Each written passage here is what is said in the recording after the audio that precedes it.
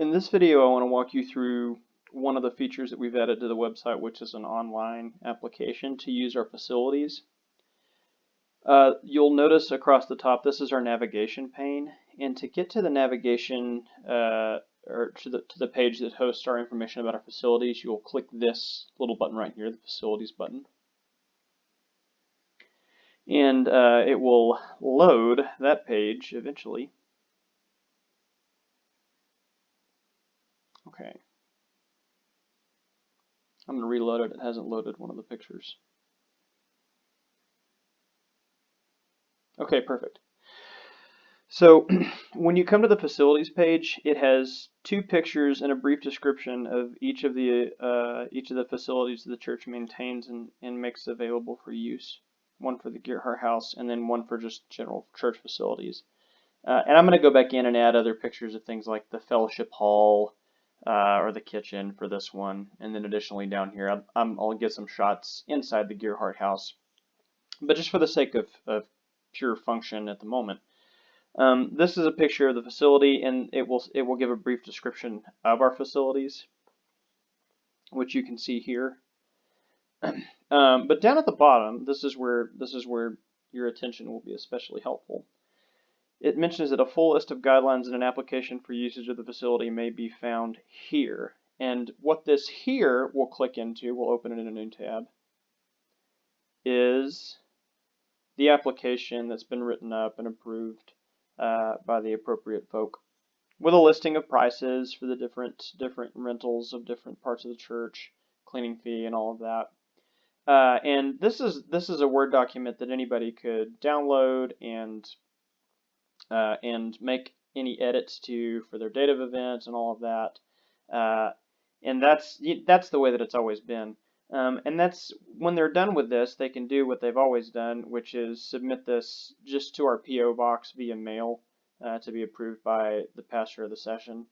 But I have also added in here a place where you can complete the application and upload here, and the here part of it drops us into a form.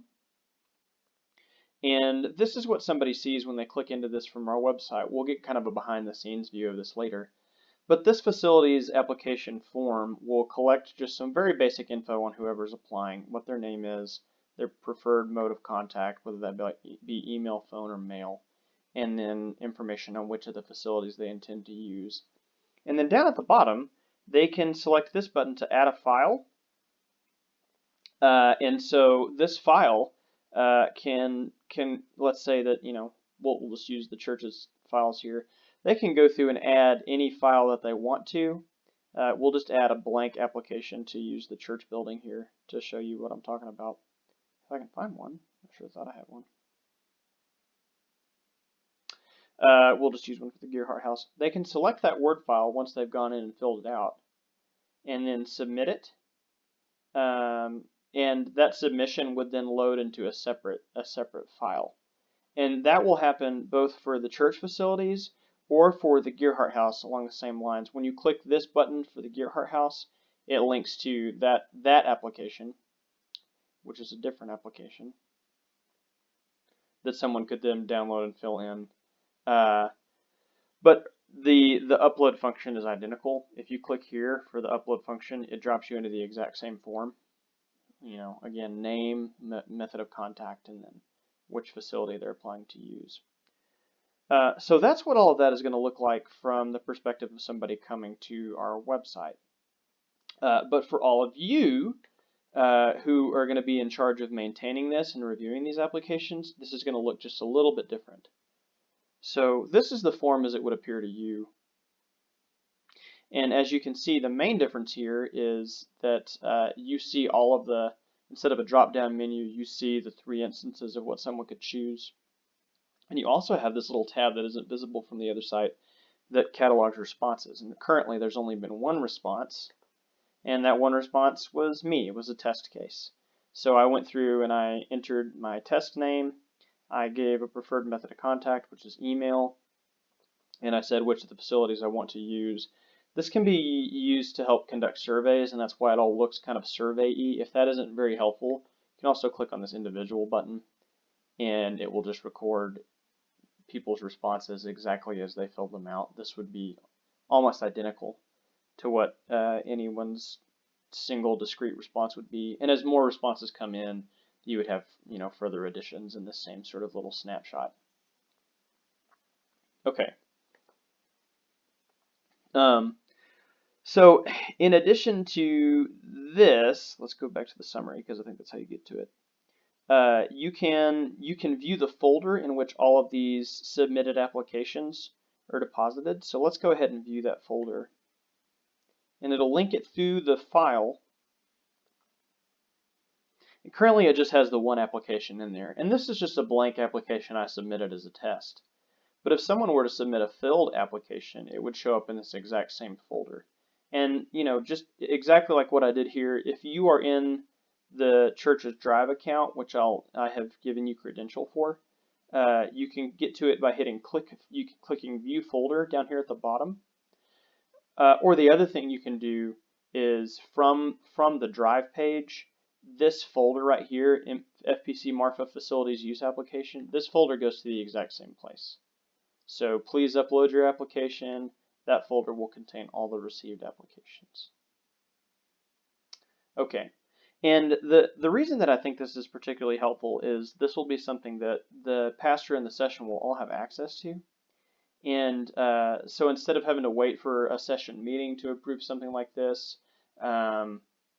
this is something that theoretically could be done via email because everybody would be able to open this up.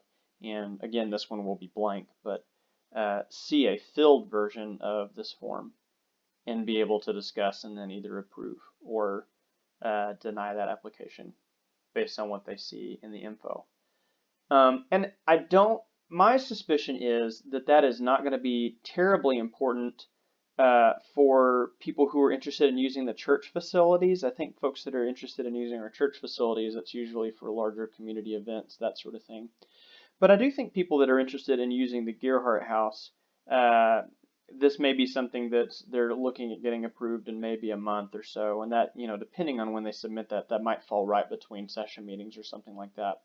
This would be an easy way for everybody to have access to their application and to then come back through and review it and make a determination remotely without having to all get together or anything like that. Everybody would be able to pull that information up from the connected Google Drive account that the church has and make that determination about whether or not to allow use of those facilities.